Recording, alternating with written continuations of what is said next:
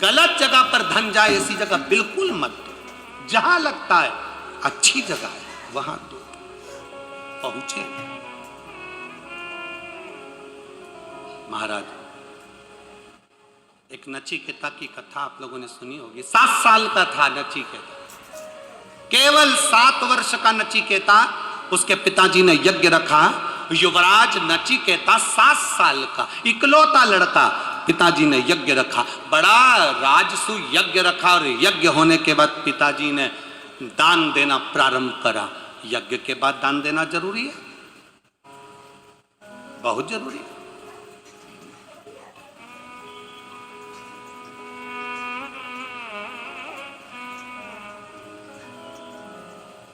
यज्ञ के बाद दान देना प्रारंभ करा। अब दान दे रहे थे पिताजी, तो उनके पास में गाय बहुत सारी थी, तो उन्होंने गाय दान दी, गौमाता का दान किया।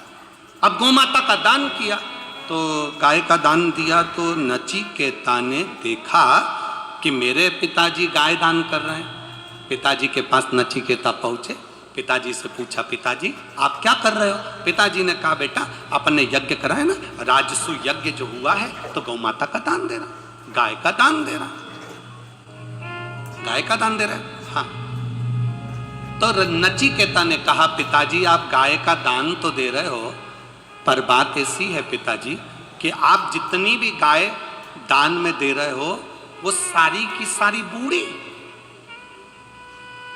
जो दूध नहीं देती,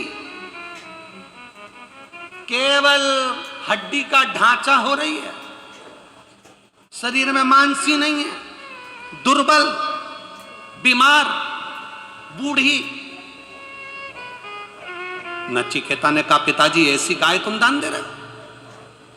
राजा ने कहा नचिकेता से, तुम मेरे बेटे हो, तुम मुझे ज्ञान मत दो। बेटा मैं ये सब दान देने के बाद में अब मैं राज सिंहासन पर नहीं बैठूंगा, अब मैं संत बन जाऊंगा, मैं साधु, मैं सन्यासी बन जाऊंगा। तो मैं चाहता हूं अच्छी अच्छी गाय तेरे पास में रह जाए। अगर तेरे पास में अगर बेकार गाय रह जाएंगी, जो दूध नहीं देती, ऐसी गाय रह जाएगी, तो तू बाद में हमको कोसेगा कि मेरे पिताजी ने मुझको कैसी गाय दी। नचिकेता ने कहा, पिताजी सन्यास लेने जा रहे हो और अभी भी तुम्हारे अंदर मोह फंसा हुआ है कि अच्छी गाय बेटे को दे दूं और बेकार गाय का दान कर दूं। ये मोह, ये आसक्ति तुम्हारे भीतर फंसी हुई है। ये मोह, ये आसक्ति तुम्हारे अंदर फंसी हुई है।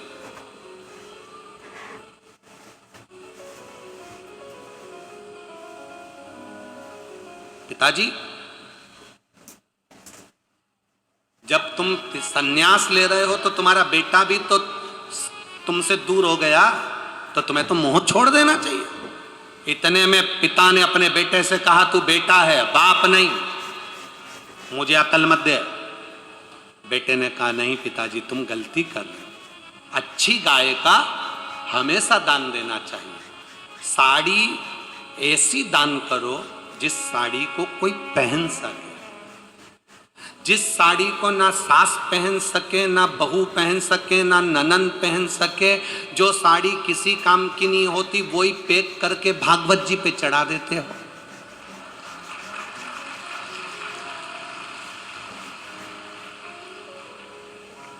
जब तुम साड़ी पहन नहीं रहे हो, इतनी हल्की है, तुम्हारी बहू साड़ी नहीं पहन रही, इतनी बेकार है, तुम्हारी बेटी साड़ी नहीं पहन रही, इतनी बेकार है, तो क्या पंडित जी की पत्नी पहन लेगी?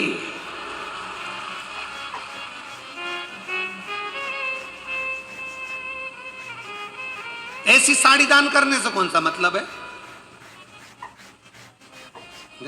कोई कोई मिठाई का डब्बा ऐसा होता है उसे लोग खोलते ही नहीं है। दिवाली पे आता है, इनके आया, इनके यहाँ से पैक की पैक उनके यहाँ गया, उनके यहाँ से इनके आया, इनके यहाँ से उनके आया, आखिरी में फिर वहीं आ गया, आखिरी में सब भाई क्या सोन पापड़ी। हाँ सब समझदार बैठे हो रहे तुम लोग, तो गजब है। उतने में ही तुम लोग समझ जाते हो, बोलना ही नहीं पड़ता हो। अब इधर से चला उधर, उधर से चला उधर, उधर से चला उधर, उधर घूमते घूमते घूमते घूमते वापिस में करो क्या? देव अच्छा देने का प्रयास करो, बेकार जितना अच्छा समर्पित कर सकते हो उतना दो। नचिकेता ने अपने पिताजी को समझाया, पिताजी नहीं माने, पिताजी को क्रोध आ गया, मेरी औलाद होकर मेरे से मुंह मिलाता है। तू कह रहा है कि सन्यास होने के बाद में तू भी मेरा नहीं रहेगा, तो ला मैं तुझे अब भी दान कर देता हूं। जैसे मैंने गाय का दान करा वैसा मैं तुझे यमराज को दान कर देता हूं, ला अब भी कर देता हूं। हाथ में पिता ने जल लिया अपने इकलौते लड़के नचिकेता को। बाप ने कह दिया मैंने यमराज को दिया, यमराज को दे दिया मैंने अपना बेटा। चल निकाल यहां से। बेटे को धक्के मारकर निकाला गया।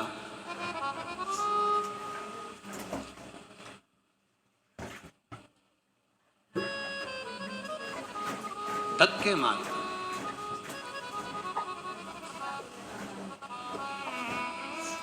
गौ माता के पास में बैठकर कोई अपनी बात कहता है तो कृष्ण तक पहुंचती है। किसके तक?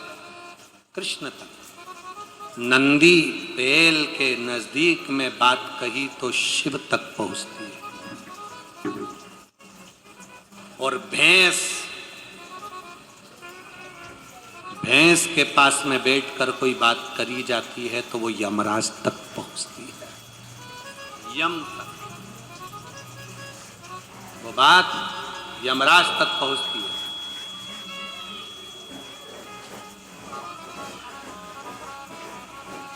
नचिकेता कोई भैंस के तबेले में भैंस के पास में बांध दिया गया। यमराज आएगा लेकर जाएगा। 5 दिन नचिकेता ने ना कुछ खाया ना पिया। 7 साल का बेटा नचिकेता आखिरी में यमराज को दान दिया था तो यमराज आ गया। यमराज आए। नचिकेता को यमराज ने देखकर कहा, यमराज बोले नचिकेता तुम मुझे पहचान? नचिकेता बिल्कुल पहचान। मेरी माँ बचपन में कहानी सुनाती थी, बड़ा विकराल स्वरूप, बड़ा काला स्वरूप, बड़े बड़े दांत, मुकुट, गदा, भैंसा, रस्सी। मेरी माँ ने कहा था मैं आपको देख रहा हूँ, आप यमराज हो। यमराज कहते हैं तुम्हें भय नहीं लग रहा? नचिकेता कहते भय लगने वाली बात कौन सी है, मेरे पिताजी ने तो तुमको दिया ही है, बलि चढ़ाने के लिए दिया है, अर्थात मैं मर चुका हूँ, ले जाओ चढ़ा दो बलि। यमराज ने कहा नहीं नचिकेता, मैं तुझे लेकर नहीं जाऊंगा, मैं तुझे मार नहीं सकता, मैं तुझे मार नहीं सकता। नचिकेता 7 साल का बेटा मुस्कुराते हुए बोलता है मेरे पिता ने जब तुमको दे दिया कि मेरा बेटा मर गया, तुम्हें यमराज को देता हूं, तो तुम्हें तो मारना चाहिए, तुम लेने के लिए आए। यमराज जब पृथ्वी पर आता है किसी को लेकर जाता है, तुम बिना लिए जा ही नहीं सकते, तो तुम कैसे कह सकते हो कि मुझे नहीं मारोगे? नहीं नहीं, यमराज कहते हैं मैं तुझे नहीं मार सकता। नचिकेता मैं तुझे नहीं छू सकता, मैं तुझे मार नहीं सकता। क्यों? किस लिए? गोपितर शिव महापुराण कथा का लाभ ले रहे हो। जितने लोग आस्था चैनल पर कथा सुन रहे हैं, जितने फेसबुक यूट्यूब पर कथा सुन रहे हो, जितने इस मोबाइलों पर कथा सुन रहे हो और जितने इस ग्राउंड के अंदर बैठकर कथा सुन रहे हो, बड़े ध्यान से सुनना कि अपने पूर्वजों के मोक्ष के लिए गोपितर शिव महापुराण की कथा श्राद्ध पक्ष में श्रवण कर रहे हो। उसमें नचिकेता का ये यमराज नचिकेता को एक कथा सुना रहा।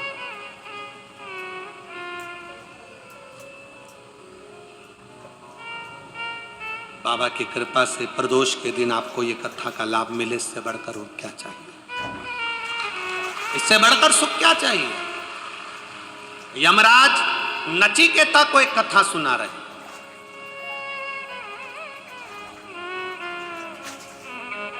यम के मुख से पहली बार कथा निकल रही है।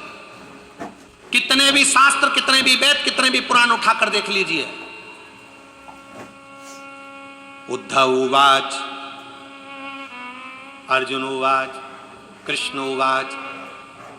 धर्मराज ने कहा, इन्होंने कहा, सनकादि ऋषि ने कहा, ब्राह्मण ने कहा, सब मिलेगा, पर कोई कथा ऐसी नहीं मिलेगी जिसमें लिखा होगा कि यमराज ने कहा। यमराज कहते कम है, करते ज्यादा। यमराज कहते कम है, करते ज्यादा है। तो श्राद्ध पक्ष में अगर ये कथा सुनने को मिल रही तो कितने किस्मत, कितना भाग्य है आपका और हमारा। हमारे पूर्वजों को पार लगाने के लिए कथा हमारे जीवन का एक आनंद है। गोपितरशु महापुराण की कथा जीवन का एक सुख है, जीवन का एक आनंद। नचिकेता सुनो, मैं तुम्हें एक कहानी सुनाता हूं, एक कथा सुनाता हूं। नचिकेता यमराज को देख रहे हैं, यमराज नचिकेता को देख रहा है और दोनों के बीच में संवाद चालू हो जाता है। यमराज ने कहा, सुनो नचिकेता,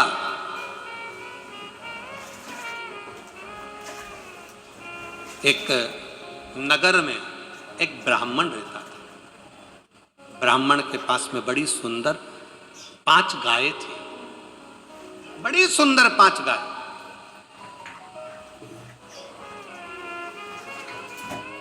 शिव महापुराण की कथा कहती है, बड़े ध्यान से सुनना।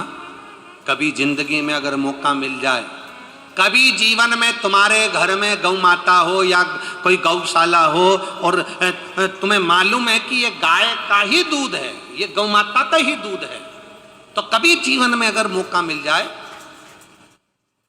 और अगर तुम्हें कोई कह दे कि तेरी किस्मत में सुख नहीं है, तेरी किस्मत में धक्के खाना लिखा है, तेरी किस्मत में दुख लिखा है, तेरी किस्मत में हमेशा धक्के खाना लिखा है, कोई कह दे तुमको, तो उसकी सुन लेना।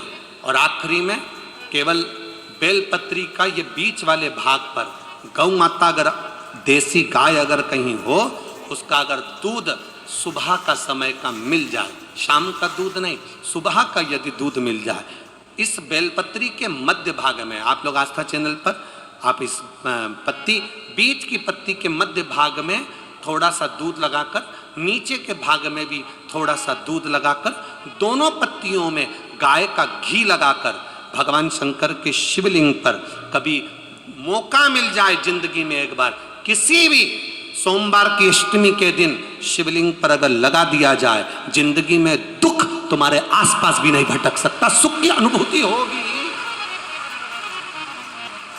दुख में भी सुख आएगा। किस्मत में दुख लिखा है वो तो आएगा, पर दुख में भी सुख की अनुभूति होगी। आएगा दुख, पर दुख भान नहीं होने देगा। पांवों में अगर ठोकर लगी है तो थोड़ी तो चोट लगेगी, पर जूता पहने हो तो ज्यादा लगेगी क्या? जम के तो बोलो रे, नहीं लगे, क्योंकि जूता पहन रखा है, तुमने पहले से सेफ्टी कर रखी है, तो चोट नहीं लगेगी। ठोकर लगी, कष्ट हुआ, पाँव में थोड़ा कष्ट हुआ, पर इतना नहीं हुआ। अगर नंगे पैर होता, चोट लगती तो ज्यादा लगता, ज्यादा आनंद।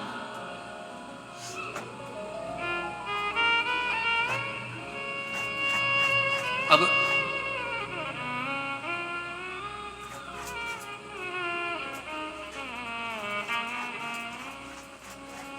बेलपत्री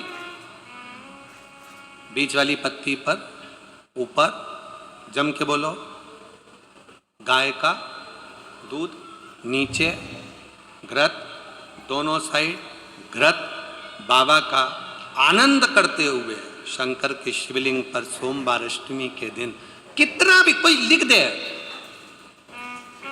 कोई तुम्हारे भाग्य को भी लिख कर दे कि तेरी किस्मत में ये दुख लिखा है, आएगा दुख, मना नहीं, पर एक बेलपत्र और गौ माता का दूध जीवन में कितना बड़ा भी दुख आ जाए उसको टाल देता है। इसलिए शंकर जी का अभिषेक गाय के दूध से होता है। गाय के दूध से भगवान देवाधिदेव महादेव का अभिषेक होता है।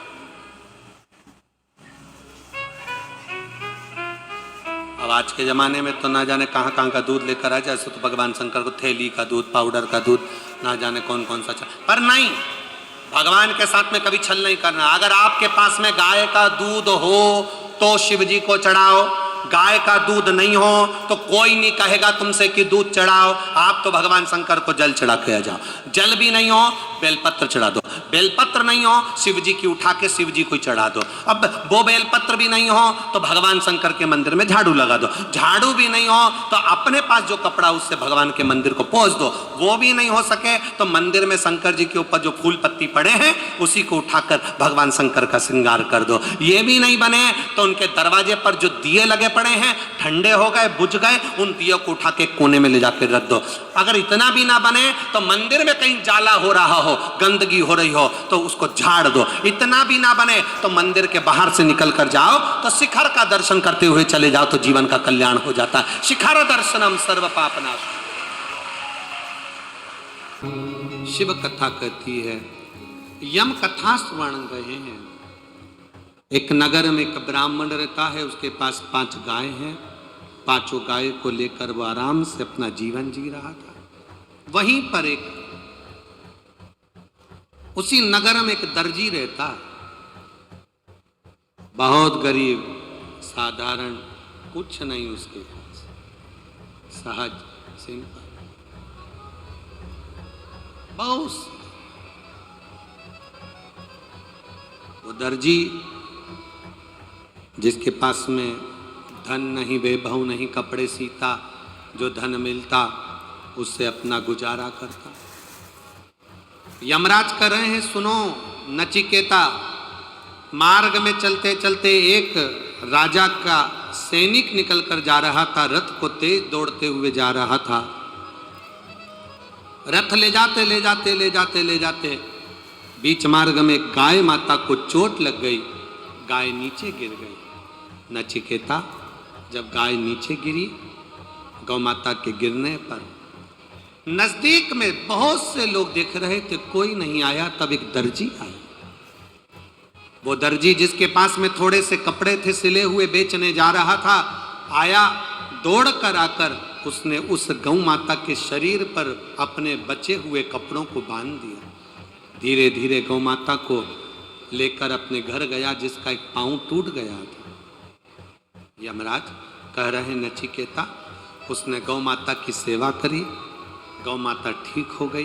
ब्राह्मण को सूचना मिली कि मेरी गाय दर्जी के घर पर है, वो गाय को लेने के लिए गया और गौ माता को लेकर आया।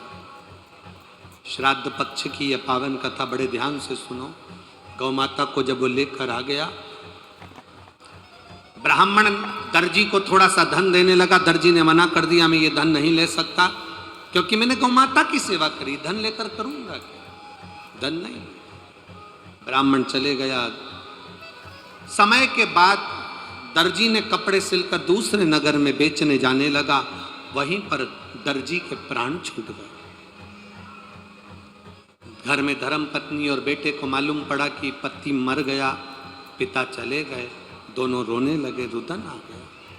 समय निकलता गया, दोनों रो रहे, समय निकल। एक दिन पत्नी मन में विचार कर थोड़े से कपड़े लेकर बेचने के लिए गई। नदी के तट पर बैठी थी, आंख से आंसू बह रहे थे। जिस गौ माता की उसने सेवा करी थी वो गाय उसके पास में खड़ी हो गई और गौ माता खड़ी होकर देख रही है। पत्नी को याद आया कि मेरे पति भी एक गाय को लेकर आए थे, मुझे लगता है वही गाय है। मेरा पति चले गया, हे गौ माता, अब मैं करूं तो करूं क्या? गाय में से एक देवी प्रकट हुई। देवी प्रकट होकर उसी समय पर उस दर्जी की पत्नी से कहने लगी, तुम क्यों रोती हो? तुमने मेरी सेवा करी थी, मेरा पांव टूट गया था, सेवा करी थी, उसका फल तुमने कुछ नहीं लिया। आज मैं तुम्हें देना चाहती हूँ, मांगो, तुम्हें क्या चाहिए मांगो। इतने में उस दर्जी की पत्नी ने कहा, अगर कुछ देना चाहते हो तो मेरा सौभाग्य, मेरा पति, मेरा सुहाग मुझे वापस दे दो, बस इससे ज्यादा मुझे कुछ नहीं चाहिए, मेरा पति मुझे दे दो। गौ माता ने अपने उदर से यम का स्मरण कर कर पति को दिया। यमराज कहते हैं, सुनो नचिकेता, एक गौ माता की रक्षा करने वाले जीव को यमराज भी हाथ नहीं लगाता, उसकी रक्षा हम स्वयं करते हैं। इसलिए नचिकेता, तुम्हारे प्राणों को हम नहीं हरेंगे, तुम्हारे प्राणों को हम नहीं लेंगे, हम तुम्हें आनंद के साथ में गौ सेवा के भाव से मुक्त करते हैं। सेवा का फल क्या होता है, सेवा का आनंद क्या होता है, ये शिव तत्व ही जानते हैं।